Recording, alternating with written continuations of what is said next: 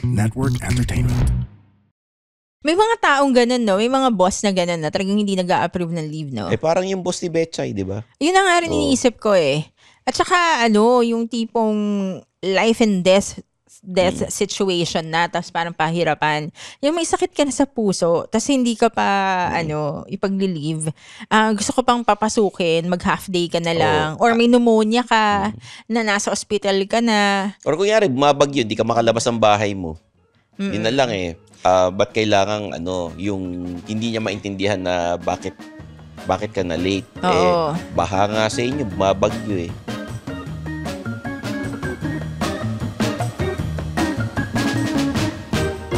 Mga Immortal, welcome to the Underpaid Podcast. I'm your host, Stanley Chi. Ito ang podcast na pro-employee para sa mga Immortal where we talk about work-related topics in light manner. Parang nagkukwentuhan lang tayo. Hello, I'm Zar de los Reyes. So, kamusta ka na, Stanley? Ayos lang. Yung nakakalimutan mo na yung CRSP mo, ha? Oo nga, no? May CRSP nga pala ako, no? Di ba? Marami kang nilagay na mga letra sa dulo ng pangalan mo, eh. Oo. Pero okay lang yun. Okay lang yun. Next episode, sasabihin ko CRSP. Thank you for reminding me.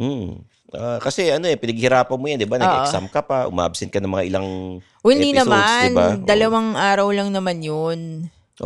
So, eto, we still want to say thank you sa mga listeners natin na nasa Spotify, nasa Apple Podcast, tulad ni Zakita Joan.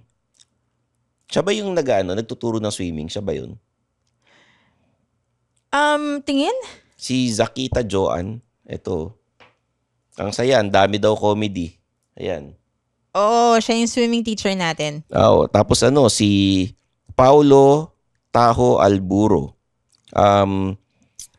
Bakit daw hindi raw masyado nag-upload ng YouTube video sa Suplado Motors? Meron kami. Tingnan ninyo yung YouTube shorts. Kailan yung comment? Doon sa Suplado Motors na episode. 2 weeks ago. 2 weeks ago. Oo. May mga inaayos lang kami. Tapos sabi ni VA the Great. Tips or ways para hindi ma-burn out. Sana po mapansin. Oo. We're going to add that in the next episode. Tapos sabi ni Michael Esteves, I'm a new fan. Ganda ng podcast na to. Maraming salamat. Saan siya nag-comment? Anong episode? How to ask for a raise. Ayan, bagong siya eh. Talaga, how to ask for a raise. Yung mga may mga iba nagre-request tulad ni Noel Sakay, pakibalik ang 6 a.m. release. Please, I listen while nasa commute. Noel, huwag ka mag-alala. Kasalanan namin yun kasi late kami nakapag-upload nakapag-record ng bagong episodes. Minsan hindi ako available, minsan si Zara hindi available. So ngayon, ginawa namin ng paraan para kahit na yung medyo busy, may time kami to record new episodes talaga. May nagtatanong dito. Etong secret na listener natin. Yeah. Mingi ng payo sa atin. Hindi ko napahabain ito kasi ang issue lang naman niya sa opisina. Yung bossing niya, favorite yung isang empleyado. Na sobrang halata na naapektuhan na yung workflow sa opisina. May sinabi siyang scenarios? Hindi na niya in-specify kasi nga ayaw niyang, baka mamaya makilala siya eh. Diba? We all have employees na favorite ni boss. Whether sa itsura, baka pareho sila ng college kung saan sila nag-aral, magkabarkada sila, or kaibigan niya yung magulang, or baka inaanak niya sa kasal. Diba? Or kapag remote work ka, pareho sila ng country. Ganon. So, may mga ganon tayong office mate na favorite ni boss. No? Ako, ang papayo ko lang, idaan mo sa trabaho. Hindi mo pwedeng ireklamo sa HR yan. Tama. Or hindi mo pwedeng kausapin si boss eh. Magpakitang gilas ka pagdating sa trabaho para pagka yung workflow mo or yung trabaho mo na apektuhan, ikaw yung kakampihan ng boss kasi nga you're reliable at maasahan ka. Oo. Yun. Ikaw, Zar. Ano ba yung mga hindi allowable? Yung mga parang favoritism na talagang may biases talaga. Like for example, sa itsura, di ba? Meron kang pretty girl, benefit. Anong tawag doon? May tawag doon, di ba? Pretty privilege. Oo. Yun, meron kang gano'n. May gano'n ka ba, Stanley? Privilege. Matagal na akong hindi nagtatrabaho sa opisina eh. So palagay mo, may mga tao na nagiging favorite ka because pretty ka or pogi ka? Favorite ka lang naman ng boss mo kung ikaw yung nagpapasok ng pera sa opisina. Or yun napapansin mo. Kung yung sa itsura, kunyari, may kailangan sa'yo si boss or yung manager mo, type ka. Oo. Tapos dumidiskarte. Yun lang makikita yung obvious na favoritism. Pero oo. Yung mga inaanak ni boss, yung parang kamag-anak ni ganito, medyo hindi naman kasi advisable na kumuha ng kamag-anak or ng kaibigan eh. Yung mga ganung klaseng favoritism. Sa totoo lang, ako sa work, meron kaming inside joke ng team member ko dati, si Leo. Niregaluhan niya ako ng Christian Dior na lipstick. Tapos sinay niya na your favorite. Kasi nachichismis na favorite ko siya. Iba naman yung yung parang inaamin na niyang paborito siya ni boss. Ito lang yon. Okay, explain ko para maintindihan kung bakit nagmumukhang favorite si Leo. Okay, una, siya yung pinakamasipag sa team. So sa akin in my point of view, si Leo pinakamasipag, siya yung pinaka-proficient. Talagang pinapangalanan mo na no? Okay lang na marinig to. No? Okay lang yan. Di ba, Leo? Okay lang yan. So, at saka ilan lang sila. So, siya yung proficient. Siya yung talagang pag nag-comment ako doon sa chat, siya yung sasagot. Kapag kailangan ko ng volunteer, siya yung magbo-volunteer. At saka hindi ito yung mga pabibo lang Hindi ito yung mag-volunteer tas di gagawin. Ito yung mga tipong mag-volunteer tas gagawin niya ng tama. Gagawin niya ng maayos. Yung mga hiring managers that we work with, ang ganda ng feedback sa kanya. So, mas ako sa kanya. Kunwari, pag may special project, syempre si Leo ang nilalagay ko doon, di ba? So, kaya nagmumukhang favorite ko siya. Pero, ito rin yung same person na very reliable. So, kapag may binigay kayong trabaho sa kanya, gagawin niya talaga. At ang ganda-ganda ng feedback sa kanya ng mga katrabaho niya. So, merong ganun Merong ganun na yung favoritism. Yun, pag nagregalo pa, Christian Dior. Baka kasi pinopost mo kaya nakikita ng mga kaopisina nyo. Hindi pinost ko yung regalo niya. Alam mo yung mga team members ko nagregalo naman talaga na maganda pero sasabi ko lang, may mga tao na akala nila favorite ko siya. Ayun. Dahil lang actually very reliable siya. Yung mga ganyan, kunwari yung boss niya, baka naman may mga strong biases yan. Yung talagang kahit anong hard work gawin mo, kahit anong gawin mo, parang inis pa rin yung boss mo sa'yo tapos hindi ka pinapansin. Yun iba na yun kaya nga natin pag-uusapan sa susunod yung etong next natin na sasabihin top 5 signs na favorite ka ni boss. Top 5 signs na favorite. Top 5 signs na favorite ka ni boss. Number 1, okay lang malate ka pero pag iba na late, nagagalit siya. Yan, number 1 sa akin. Yun, medyo nakakainis talaga yun, no? Kasi talagang halatang bakit siya okay lang, tas ako hindi. Diba? O ano yung number 2 para sa'yo? Ano yung number 2, Stanley? Ikaw nagbasa? Number 2, ito. Anin ko na. Number 2, mabilis yung promotion ng kaopisina mo.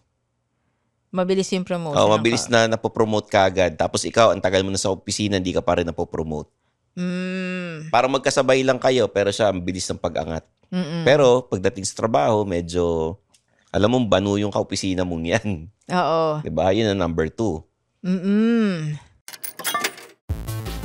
Parents, this is your cheat code to understanding your gamer kid. This is Keri Kita, Guide for Non-Gamer Parents. I'm Ray. And I'm Joey. Hardcore gamers, hardcore parents. Let's learn from each other. Dito, Keri Kita.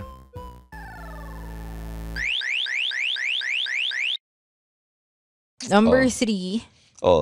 Number 3, ako na magsasabi nitong top 5 na to Number 3,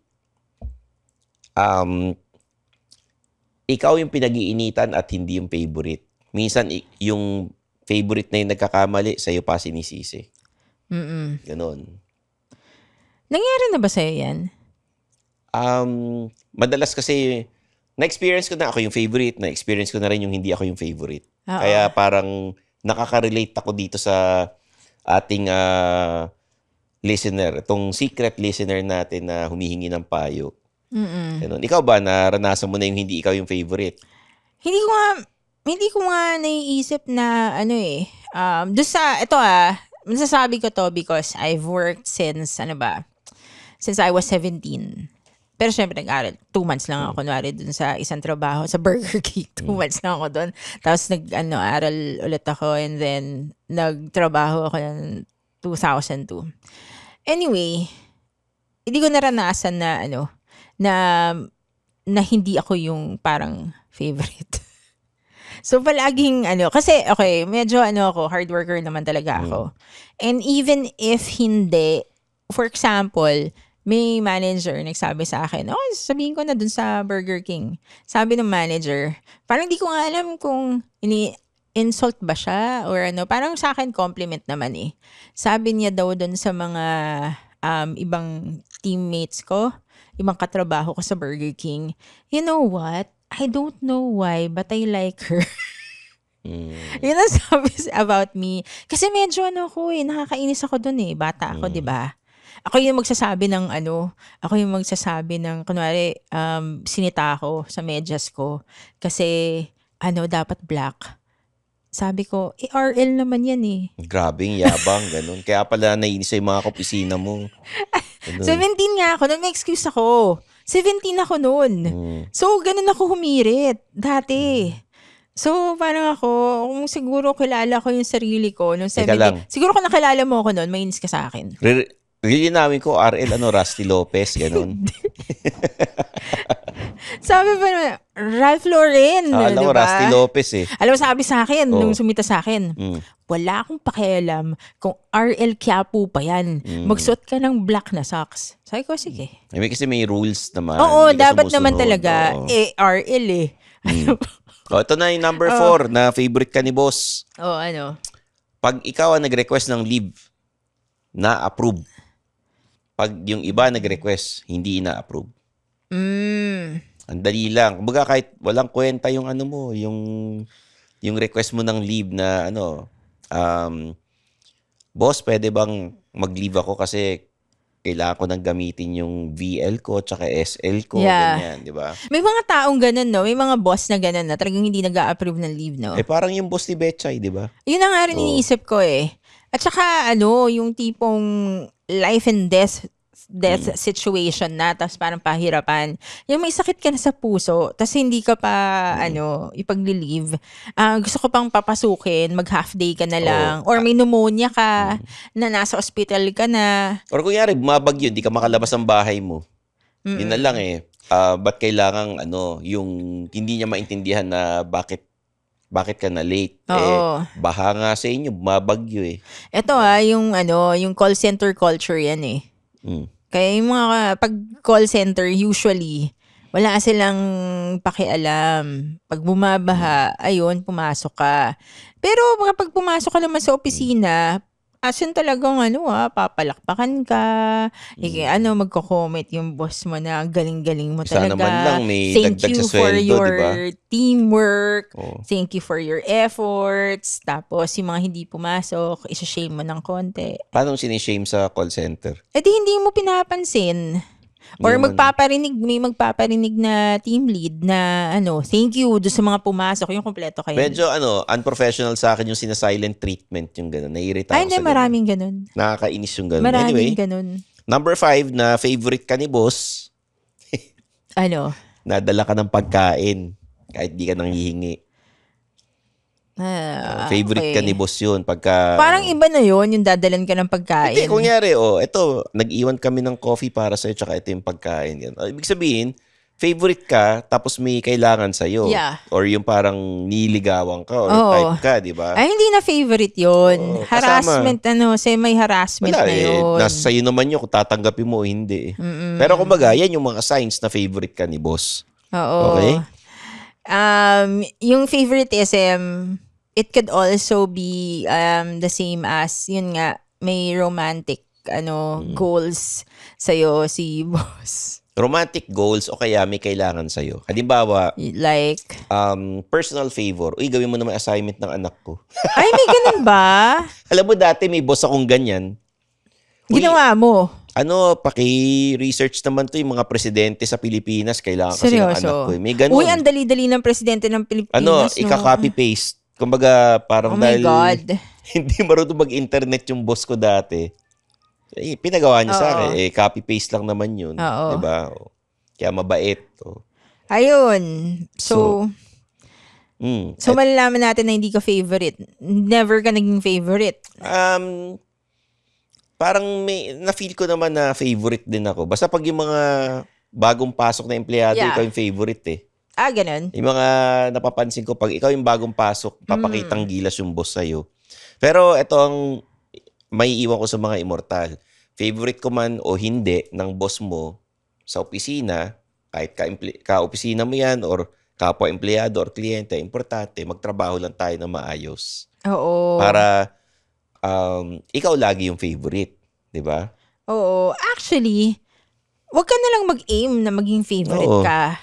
Ano yan kulang sa pagmamahal ng magulang yung mga ganyan Parang bakit ka pa mag-aim na maging favorite ka? Gawin mo lang yung trabaho mo na maayos, tas ang goal mo is at least na maging top employee ka. Para at least ma-promote ka, 'di ba? Kung gusto mo ma-promote, yung mga tao ayaw Ano lang yan, yung mga favoritism na yan, wag yan ang isipin ninyo. Oo. Trabaho lang tayo, be professional. Okay? So, Zar, invite mo na sila na mag-subscribe sa ating mga social media accounts. Ayun, so please like and subscribe, follow to the Underpaid Podcast with Stanley Chi. So nasa Facebook kami. Parang mas active kami sa Facebook, TikTok, Instagram. Meron din tayong YouTube. Stanley, wala tayong YouTube. Wala tayong YouTube na Underpaid, pero meron sa The Pod Network Entertainment. Meron sa The Pod Network Entertainment. And then, please also follow, subscribe to Suplado Motors kasi it's our channel. Like Stanley and I are partnered. Magkasosyo. Oo, magkasosyo. Actually, I don't like the term magkasosyo, Stanley. Parang business mas gusto partners, ko business ganun. partners. Oh. So, in English mo lang hindi, mas gusto ko nga kasi nabubulol ako dahil sa braces ko. So, magka-sosyo. Yun, kailangan ko bagalan yung pagsalita. So, anyway, ayun. So, like, subscribe, follow, share yung Suplado Motors as well.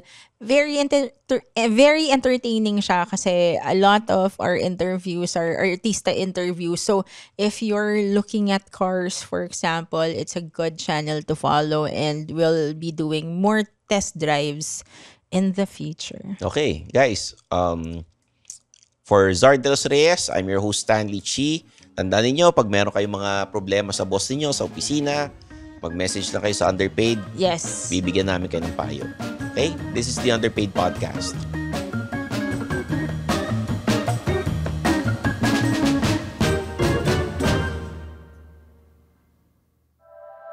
The opinions of podcast creators, hosts, and guests are not necessarily reflective of the official stance of the Pod Network Entertainment, its hosts, or other network programs. The content created by the people behind the podcast is personal and not meant to harm any religion, ethnicity, group, organization, company, or individual.